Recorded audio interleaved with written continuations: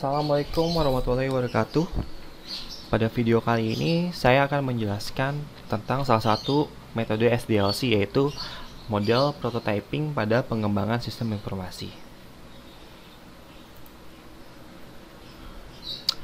Pendahuluan, ketidaktahuan dan kurang pahamnya pengguna terhadap proses pengembangan sistem informasi merupakan tugas seorang pengembang dalam menjembatani maksud yang dikehendaki secara bahasa umum untuk ditindaklanjuti ke dalam bahasa teknis sistem.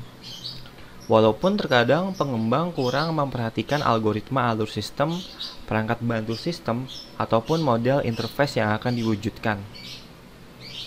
Untuk mendekatkan ketidaktahuan pengguna dengan pengembang tersebut, maka harus ada kerjasama yang baik di antara keduanya, sehingga pengembang akan mengetahui dengan baik apa yang diinginkan pengguna dengan tidak meninggalkan kaidah serta landasan teknis pengembang sistem informasi. Sehingga pengguna akan mengetahui proses-proses yang akan dilakukan oleh pengembang dalam memenuhi kebutuhan sistem yang akan dikembangkan. Pada akhirnya akan dihasilkan sebuah sistem yang sesuai dengan kebutuhan pengguna, serta pemahaman yang tepat dan sesuai dengan penjadwalan pengerjaan sistem yang telah disepakati. Metode penelitian OGDB dan kawan-kawan pada tahun 2012 menyampaikan bahwa prototyping merupakan metode pengembangan perangkat lunak yang berupa model fisik kerja sistem dan berfungsi sebagai versi awal dari sistem. Dengan metode prototyping ini akan dihasilkan prototype sistem sebagai perantara pengembang dan pengguna agar dapat berinteraksi dalam proses kegiatan pengembangan sistem informasi. Agar proses pembuatan prototipe ini berhasil dengan baik adalah dengan mendefinisikan aturan-aturan pada tahap awal, yaitu pengembang dan pengguna harus satu pemahaman bahwa prototipe dibangun untuk mendefinisikan kebutuhan awal. Prototipe akan dihilangkan atau ditambahkan pada bagiannya sehingga sesuai dengan perencanaan dan analisis yang dilakukan oleh pengembang sampai dengan uji coba dilakukan secara simultan seiring dengan proses pengembangan. Ada 4 metodologi prototyping yang paling utama, yaitu yang pertama itu ilustratif, menghasilkan contoh laporan dan tampilan layar. Yang kedua, simulated, mensimulasikan beberapa alur kerja sistem tetapi tidak menggunakan data real. Yang ketiga itu fungsional, mensimulasikan beberapa alur sistem yang sebenarnya dan menggunakan data real. Yang keempat itu evolutionary, menghasilkan model yang menjadi bagian dari operasional sistem. Tujuan prototyping. Dibuatnya sebuah prototyping bagi pengembang sistem bertujuan untuk mengumpulkan informasi dari pengguna sehingga pengguna dapat berinteraksi dengan model prototipe yang dikembangkan. Sebab prototipe menggambarkan versi awal dari sistem untuk kelanjutan sistem sesungguhnya yang lebih besar. OGDB tahun 2012 menegaskan telah ditemukan bahwa dalam analisis dan desain sistem, terutama untuk proses transaksi di mana dialog yang ditampilkan lebih mudah dipahami. Semakin besar interaksi antara komputer dan pengguna, besar pula manfaat yang diperoleh ketika proses pengembangan sistem informasi akan lebih cepat dan membuat pengguna akan lebih interaktif dalam proses pengembangannya. Prototyping dapat diterapkan pada pengembangan sistem kecil maupun besar, dengan harapan agar proses pengembangan dapat berjalan dengan baik, tertata serta dapat selesai tepat waktu. Keterlibatan pengguna secara penuh ketika prototipe terbentuk akan menguntungkan seluruh pihak yang terlibat, bagi pimpinan, pengguna sendiri, serta pengembang sistem. Manfaat lainnya dari penggunaan prototyping adalah 1. Mewujudkan sistem sesungguhnya dalam sebuah replika sistem yang akan berjalan, menampung masukan dari pengguna untuk kesempurnaan sistem. Yang kedua, pengguna akan lebih siap menerima setiap perubahan sistem yang berkembang sesuai dengan berjalannya prototipe sampai dengan hasil akhir pengembangan yang akan berjalan nantinya. Yang ketiga itu, prototipe dapat ditambah maupun dikurangi sesuai berjalannya proses pengembangan. Kemajuan tahap demi tahap dapat diikuti langsung oleh pengguna. Keempat, penghematan sumber daya dan waktu dalam menghasilkan produk yang lebih baik dan tepat guna bagi pengguna. Langkah-langkah prototyping menurut OGDB tahun 2012, prototyping dimulai dengan mengumpulkan kebutuhan, melibatkan pengembang dan pengguna sistem untuk menentukan tujuan, fungsi, dan kebutuhan operasional sistem. Langkah-langkah dalam prototyping adalah sebagai berikut. 1. Pengumpulan kebutuhan. 2. Proses desain yang cepat. 3. Membangun prototipe. 4. Evaluasi dan perbaikan. Mengumpulkan kebutuhan melibatkan pertemuan antara pengembang dan pelanggan untuk menentukan keseluruhan tujuan dibuatnya perangkat lunak. Mengidentifikasi kebutuhan berupa garis besar kebutuhan dasar dari sistem yang akan dibuat. Desain berfokus pada representasi dari aspek perangkat lunak dari sudut pengguna. Ini mencakup input, proses, dan format output. Desain cepat mengarah ke pembangunan prototipe. Prototipe dievaluasi oleh pengguna dan bagian analis desain dan digunakan untuk menyesuaikan kebutuhan perangkat lunak yang akan dikembangkan. Prototipe diatur untuk memenuhi kebutuhan pengguna dan pada saat itu pula pengembang memahami secara lebih jelas dan detail apa yang perlu dilakukannya. Setelah keempat langkah prototyping dijalankan, maka langkah selanjutnya adalah pembuatan atau perancangan produk yang sesungguhnya. Analisa kebutuhan. Dalam rangka melakukan pengembangan sistem diperlukan penilaian kebutuhan awal dan analisa tentang ide atau gagasan untuk membangun ataupun mengembangkan sistem. Analisis dilakukan untuk mengetahui komponen apa saja pada sistem yang sedang berjalan. Dapat berupa hardware, software, jaringan, dan pemakai sistem sebagai level pengguna akhir sistem. Langkah selanjutnya adalah mengumpulkan informasi yang dibutuhkan pengguna akhir yang meliputi biaya dan manfaat sistem yang dibangun ataupun dikembangkan. Analisa kebutuhan sistem mendefinisikan kebutuhan sistem yang berupa 1. Input sistem, 2. Output sistem, 3. Proses yang berjalan dalam sistem, 4. Basis data yang digunakan. Desain sistem. Menurut Schatzinger dan kawan-kawan pada tahun 2012, dalam desain sistem terdapat perancangan relasi dan skema basis data. Sebuah relasional skema basis data biasanya dikembangkan dari sebuah domain kelas diagram. Setiap kelas diidentifikasikan secara terpisah. Desain diperlukan dengan tujuan bagaimana sistem akan memenuhi tujuannya dibuat atau diciptakan. Desain sistem terdiri dari kegiatan dalam mendesain yang hasilnya sebuah spesifikasi dari sistem.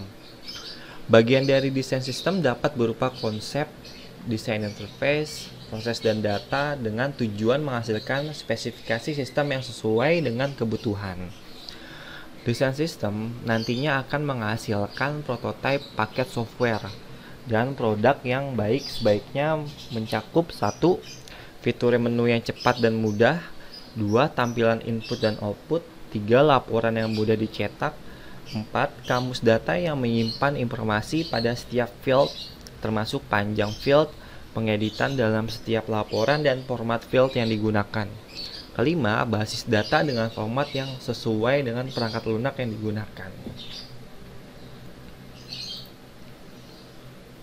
Dalam perancangan sistem dibutuhkan peralatan berupa alat untuk merancang proses dari sistem yang akan dibuat dan alat perancangan data.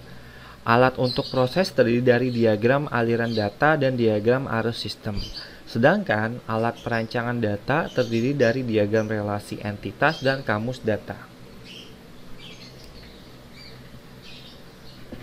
Diagram aliran data, DAD atau DFD. Diagram aliran data yang disingkat DAD, data flow diagram yang disingkat DFD, adalah sebuah alat perancangan yang menggunakan simbol-simbol untuk menjelaskan sebuah proses.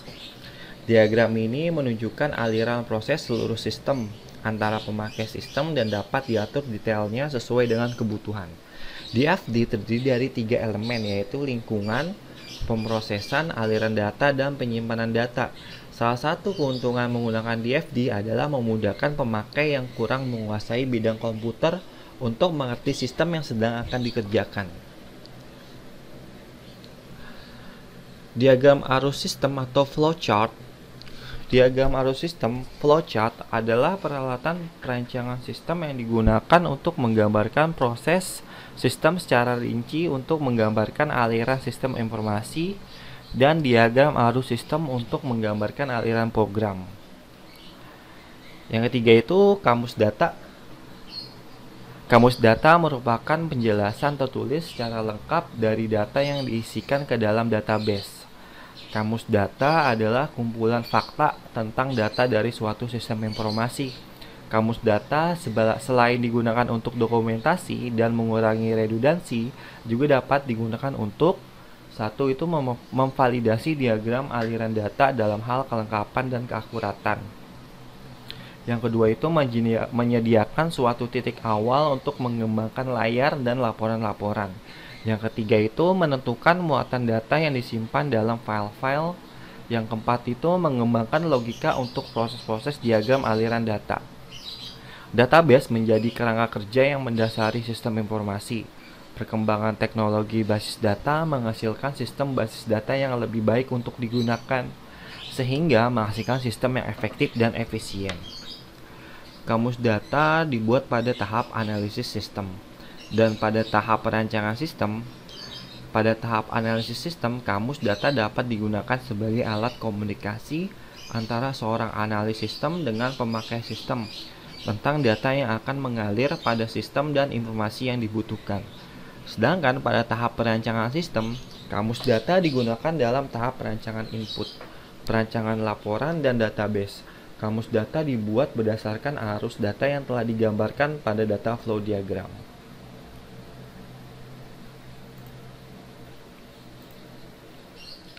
Pengujian sistem. Dengan melakukan pengujian terhadap sistem, diharapkan sistem dapat berjalan sesuai dengan perencanaan dan desain awal yang dibuat. Tahap pengujian melibatkan tim pembuat ataupun tim pembuat beserta user yang akan terlibat dalam operasional sistem. Pengujian sistem bertujuan menemukan kesalahan-kesalahan yang terjadi pada sistem dan melakukan revisi sistem. Tahap ini penting untuk memastikan bahwa sistem bebas dari kesalahan. Menurut Somerville 2011, pengujian sistem terdiri dari 1. Pengujian unit untuk menguji komponen individual secara independen tanpa komponen sistem yang lain untuk menjamin sistem operasi yang benar. Kedua itu pengujian modul yang terdiri dari komponen yang saling berhubungan. Yang ketiga, pengujian subsistem yang terdiri dari beberapa modul yang telah diintegrasikan. Keempat, pengujian sistem untuk menemukan kesalahan yang diakibatkan dari interaksi antara subsistem dengan interface-nya serta memvalidasi persyaratan fungsional dan non-fungsional. Yang kelima, pengujian penerimaan dengan data yang di-entry oleh pemakai dan bukan uji data simulasi. Keenam, dokumentasi berupa pencatatan terhadap setiap langkah pekerjaan dari awal sampai akhir pembuatan program. Penerimaan pengguna dalam rangka penerapan sistem dapat dievaluasi dengan mengukur kepuasan user terhadap sistem yang diujikan. Pengukuran kepuasan pengguna terhadap sistem dapat meliputi tampilan sistem, kesesuaian dengan kebutuhan user, kecepatan, dan ketepatan sistem dalam menghasilkan informasi yang diinginkan oleh pengguna.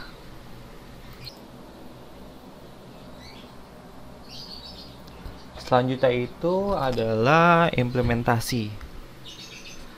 Setelah prototipe diterima oleh pengguna, tahap selanjutnya adalah implementasi sistem.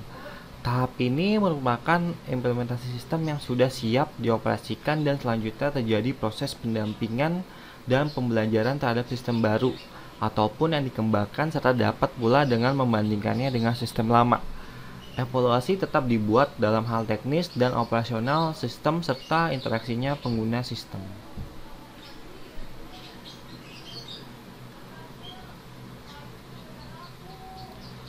Kesimpulannya, berdasarkan uraian dan pembahasan dalam penelitian model prototipe dapat ditarik kesimpulan sebagai berikut. Pertama itu diperlukan perencanaan yang matang dalam perencanaan dan pengembangan sistem. Kedua, perencanaan dimulai dari desain sistem yang baik, pemilihan personil, penentuan perangkat lunak dan perangkat keras, serta arsitektur jaringan. Selanjutnya itu komitmen yang jelas antara pengembang, pengguna, serta pimpinan rekomendasi.